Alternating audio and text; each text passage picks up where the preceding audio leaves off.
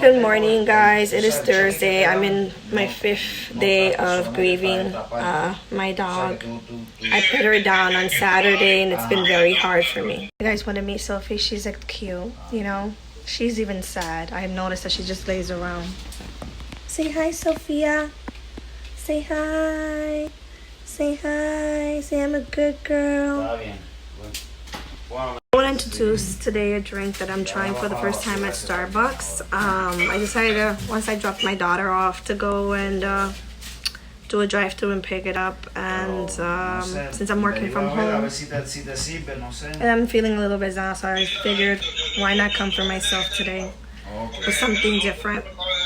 I purchased the iced brown sugar oatmeal shaken espresso iced. I added 2 sugar packets, and I did take a sip earlier while I was driving, and it's pretty good. It has a very light taste.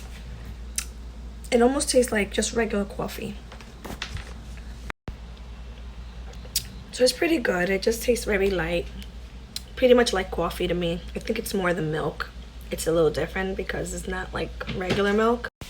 Babe, would you like to try the iced brown sugar oatmeal shaken espresso? Sure, honey. Sounds good. I got a small one because I wasn't sure if we were gonna like it. That sounds very good. So go ahead, taste it.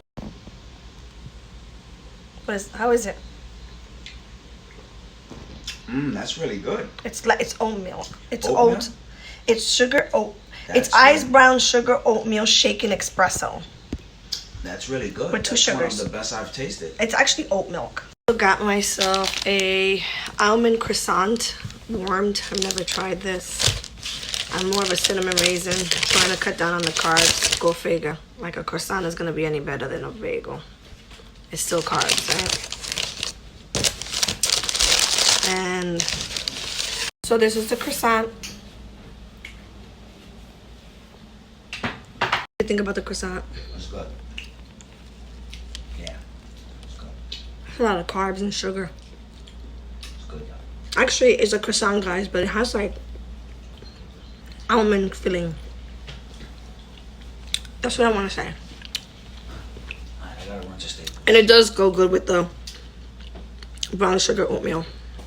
It really does.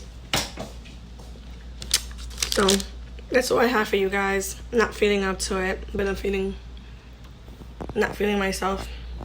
As Sophie feels the same way. Still waiting on my baby's ashes.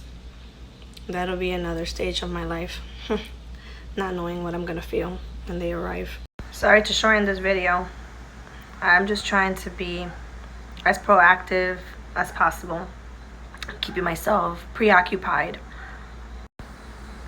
Have you guys ever experienced what I'm experiencing? Have you had to make those kind of decisions to put your dog down, not wanting to do it?